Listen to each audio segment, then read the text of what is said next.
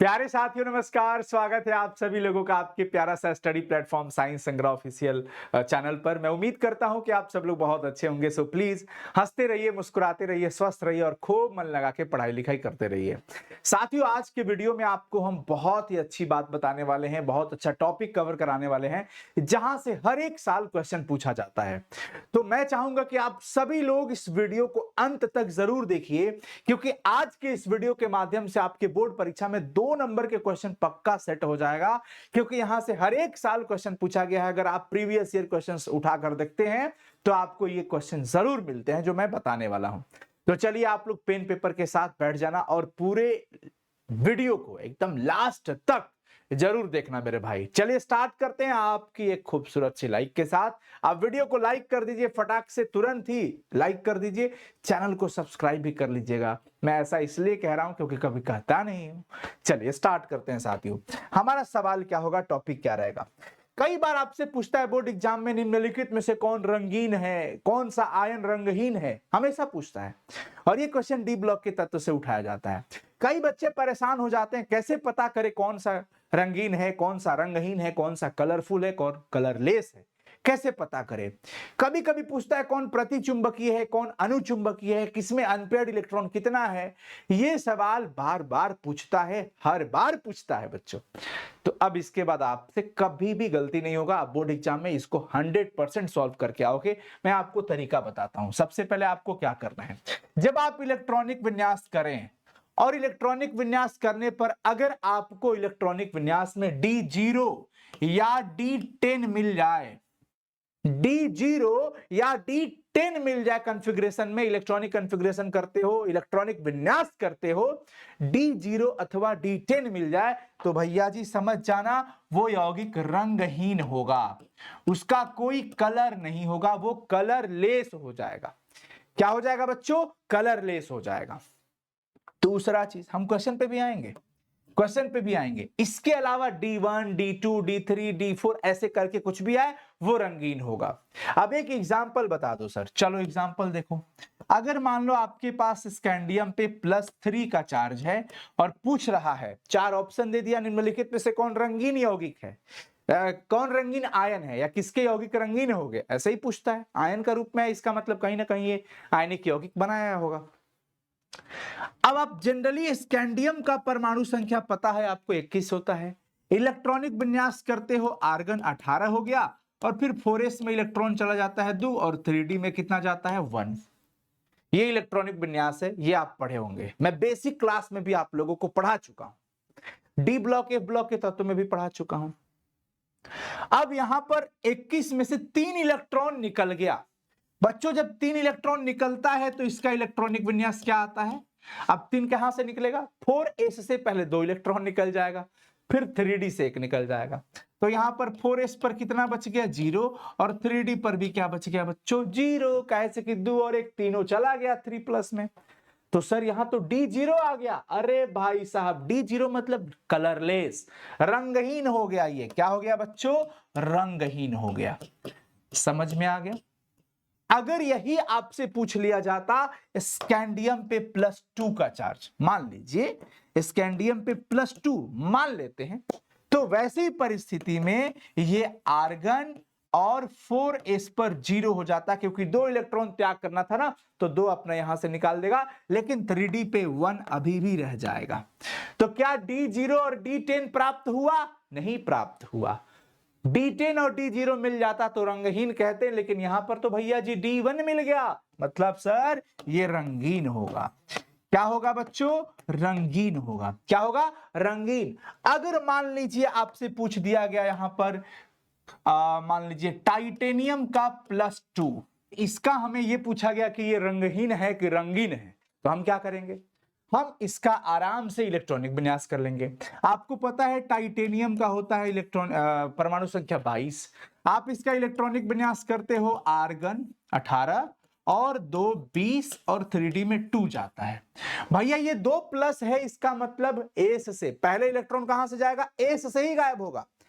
3D में और 4s में इलेक्ट्रॉन पहले भरते भी हैं 4s में और गायब भी होगा 4s से ही सबसे पहले। तो पहले 4s से चला गया तो क्या बचा भैया हमारे पास आर्गन। 4s पर तो 0 हो गया लेकिन 3D पर 2 बचा हुआ है। अब बताइए D0 और D10 होगा तब वो रंगहीन होगा, नहीं तो क्या होगा रंगीन। और अभी आप वीडियो को देखते देखते तुरंत से रिप्लाई कर दीजिएगा अपने मन में खुद से कि ये रंगीन होगा कि रंगहीन। तो आपका आंसर आया होगा रंगीन होगा। सर क्या मस्त ट्रिक हो गया, रंगीन होगा। अब रटने का जरूरत ही खत्म हो गया। अब ये रटने का जरूरत ही खत्म। अगर आपसे पूछा जाता है वेनेडियम पे +3 चार्ज, वेनेडियम जो कि परमाणु संख्या 23 होता है इसका, आर्गन आर्गन और 4s पर 2 और 3D पर 3 हुआ। बच्चों यहां पर +3 है मतलब इसने 3 इलेक्ट्रॉन त्याग किया है। तो आर्गन और 4s से 2 गया होगा और 1 यहां से जाएगा, तब तो 2 और 1 3 त्याग होगा। तो यहां पर 2 बच गया। तो आपका जवाब भी मन ही मन तैयार है कि सर ये भी रंगीन होगा। क्यों? क्योंकि सर इसमें भी D2 कॉन्फ़िगरेशन आ गया और अनपेयर्ड इलेक्ट्रॉन का होना ही यह बताता है कि ये dd संक्रमण करेगा, dd ट्रांजिशन होगा इसमें, जिसके वजह से यह यौगिक अपना रंगीन बनाएगा, अपना रंगीन यौगिक बनाएगा। तो मुझे लगता है कि आपको रंगीन और रंगहीन करने में अब कोई दिक्कत नहीं होगा। अब आप इसकी पहचान आसानी से कर सकते हैं। लेकिन सिर्फ इतना ही नहीं है आज के वीडियो में, अभी हम और भी सीखेंगे। अभी इसके अलावा अभी हमें यह सीखना है कि अगर किसी भी तत्व का इलेक्ट्रॉनिक विन्यास करने पर अगर हमें अयुग्मित इलेक्ट्रॉन मिलता है, अयुग्मित इलेक्ट्रॉन यानी कि अनपेयर्ड इलेक्ट्रॉन अगर बच्चों मिलता है, तब तक वीडियो लाइक कर लीजिए। अयुग्मित इलेक्ट्रॉन यानी कि अनपेयर्ड इलेक्ट्रॉन अगर है उसमें इलेक्ट्रॉनिक विन्यास करने पर, किसी भी तत्व के पास अगर अनपेयर्ड इलेक्ट्रॉन है तो वह अनुचुंबकीय होगा। क्या होगा बच्चों? अनुचुंबकीय यानी कि पैरामैग्नेटिक होता है, अनुचुंबकीय होगा, अनुचुंबकीय होगा। और अगर अयुग्मित इलेक्ट्रॉन नहीं होगा, युग्मित इलेक्ट्रॉन होगा, युग्मित मतलब पेयर, जोड़ा, युग्मित इलेक्ट्रॉन अगर होता है, क्या होता है? युग्मित इलेक्ट्रॉन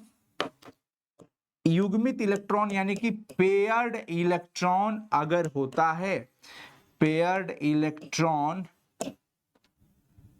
है तो वह प्रतिचुंबकीय यानी कि डायामैग्नेटिक होगा, प्रतिचुंबकीय होगा। बच्चों यहां से भी सवाल पूछा जाता है, यहां से भी सवाल जो है हर एक साल पूछा जाता है।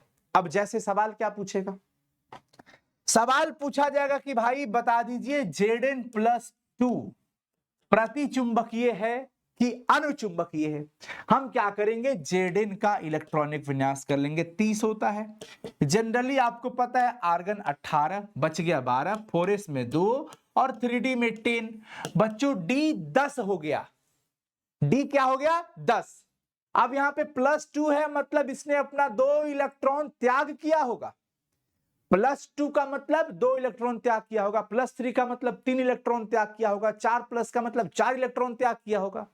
अब यहां पर जब आप इलेक्ट्रॉनिक विन्यास इसका करेंगे तो क्या होगा? आर्गन 2+। तो आप यहीं पर थोड़ा देर वीडियो को पॉज करिए और सोचिए कि ये 2 इलेक्ट्रॉन कहां से निकला होगा, 4s से निकला होगा कि 3D से निकला होगा? तो आपका जवाब होगा कि सर 4s से निकला होगा, क्योंकि पहले इलेक्ट्रॉन 4s में ही प्रवेश करता है और 4s से ही पहले निकलेगा भी, यानी पहले इलेक्ट्रॉन 4s से ही निकलेगा। तो 2 निकल गया, 2 का जरूरत भी था, तो यहां पर 4s अपना 0, लेकिन 3D में तो अभी भी 10 है। हमने ये देखा कि सर D10 है, पेयर्ड है कि अनपेयर्ड, ये कैसे पता करें?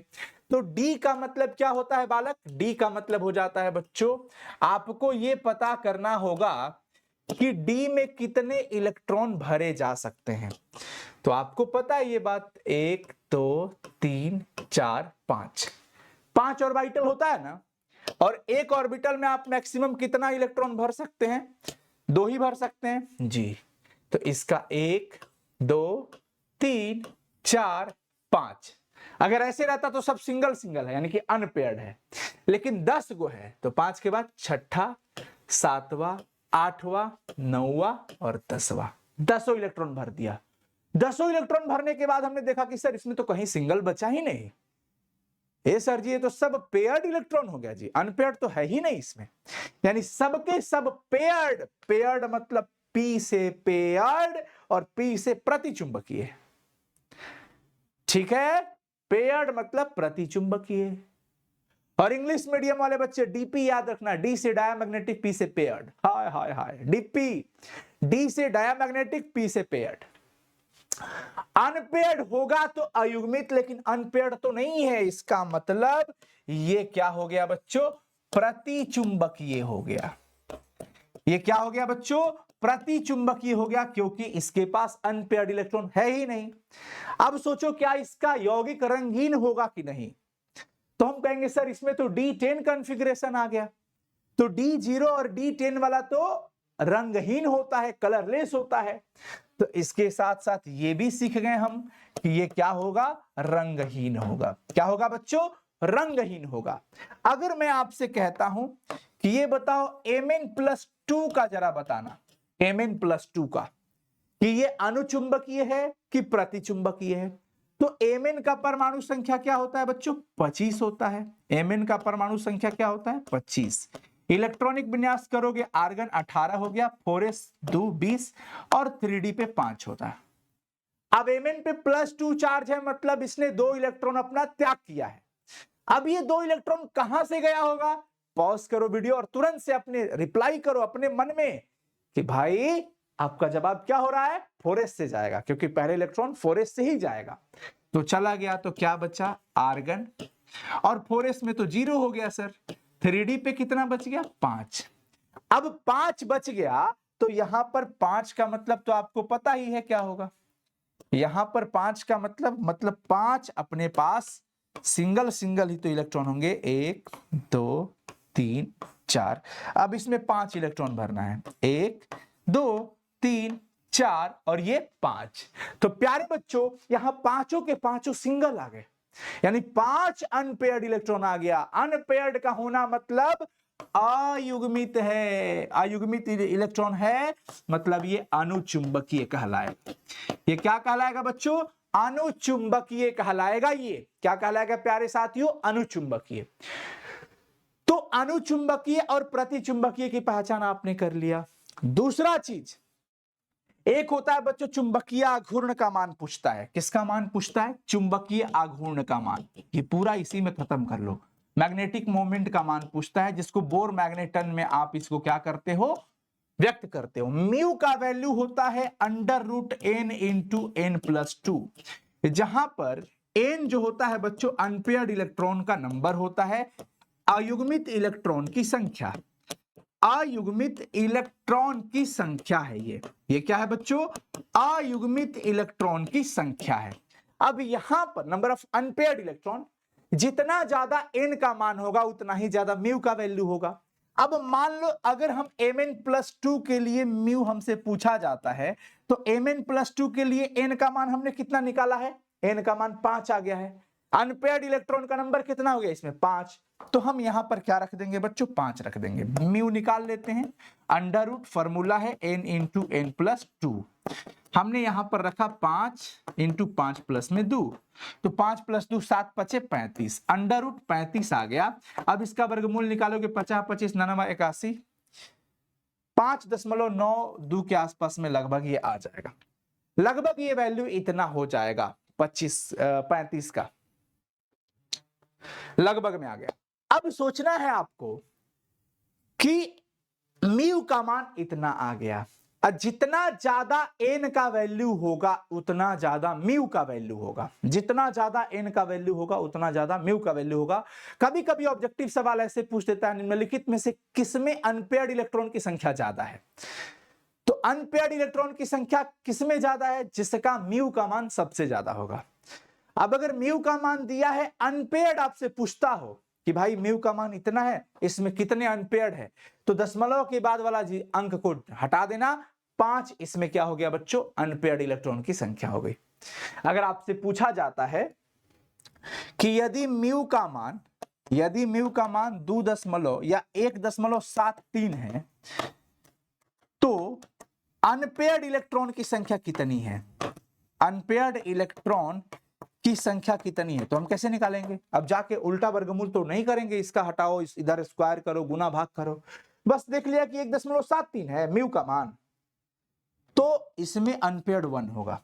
पॉइंट के बाद वाला अंक को हटा दीजिए, ये मैं पढ़ाया भी हूं आप लोगों को, पॉइंट के बाद वाला अंक क्या कर दीजिए, आप उसमें से हटा दीजिए, तो आप आसानी से चुंबकीय आघूर्ण भी निकाल सकते हैं। किसी भी आयन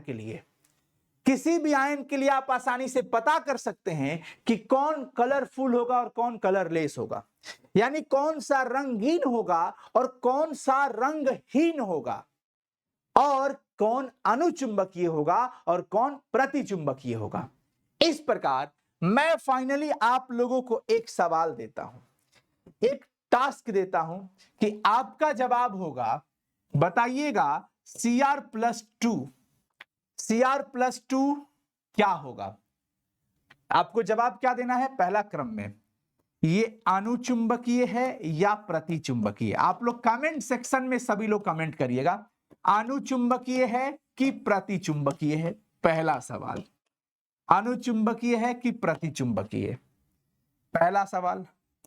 दूसरा सवाल कि इसमें यौगिक जो इसके साथ होगा वो रंगीन होगा या रंगहीन होगा, ये मैं क्वेश्चन पूछ रहा हूं, और आप इसका म्यू का मान भी बताएंगे।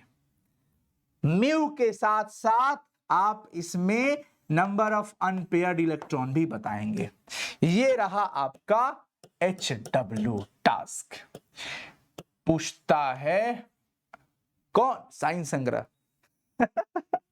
हम पूछ रहे हैं बच्चों आपसे ये सवाल, आप सब लोग कमेंट सेक्शन में बताना कि Cr+2 अनुचुंबकीय होगा कि प्रतिचुंबकीय होगा, रंगीन होगा कि रंगहीन होगा, म्यू का वैल्यू क्या होगा, एन का वैल्यू क्या होगा। प्यारे साथियों, अगर ये कॉन्सेप्ट बहुत अच्छा लगा होगा तो प्लीज इस वीडियो को अपने सभी दोस्तों को शेयर कर दीजिएगा, कमेंट में इसका भी रिप्लाई कर दीजिएगा, और इस वीडियो के होने वाले फायदे का भाई कैसा लगा, मतलब ये आपको वीडियो, ये भी आप रिप्लाई कर दीजिएगा, और प्लीज चैनल को सब्सक्राइब कर लीजिएगा, क्योंकि एग्जाम तक ऐसे ही भौकाल कंटेंट आप तक पहुंचाएंगे हम सब लोग। All the best, thank you so much साथियों, मिलते हैं फिर अगली क्लास में, तब तक के लिए बहुत बहुत शुक्रिया। कमेंट करके इस क्वेश्चन का जवाब जरूर दे दीजिएगा, और ये भी बताइएगा कि ये वीडियो कैसा लगा। ज्यादा से ज्यादा संख्या में लाइक करिए, ज्यादा से ज्यादा संख्या में शेयर करिए इस वीडियो को अपने दोस्तों तक, ताकि हम लोगों का मनोबल बढ़ता रहे, और कमेंट जरूर करके बताना ताकि हमें यह विश्वास हो जाए कि आपने इस क्वेश्चन को टच किया, आपने इस क्वेश्चन को सॉल्व किया, और फाइनली आपने सही जवाब दिया कि नहीं, ये हम चेक करेंगे। चलिए, all the best, bye, take care साथियों, मिलते हैं फिर अगले सेशन में, तब तक के लिए बहुत बहुत शुक्रिया।